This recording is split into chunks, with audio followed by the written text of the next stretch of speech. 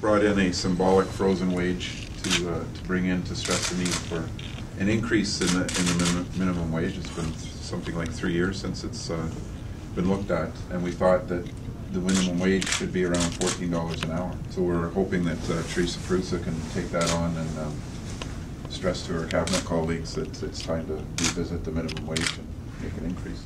Minimum wage jobs were meant to be like a step up when you're getting out of high school, you know, and stepping up into a real job. It's not that anymore. People are supporting their families on this.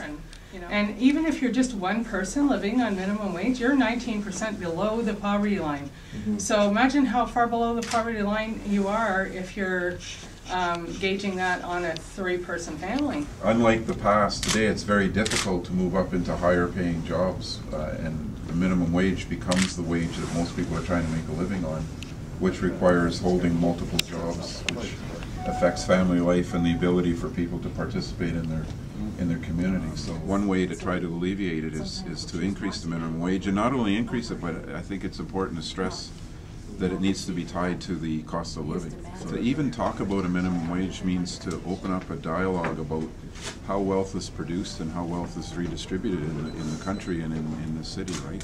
So there has to be a dialogue around that, and there doesn't seem to be one politician in the country that wants to have that dialogue. So we've got to do it. We've got to thaw that wage out into something that becomes a wage that people can actually live on.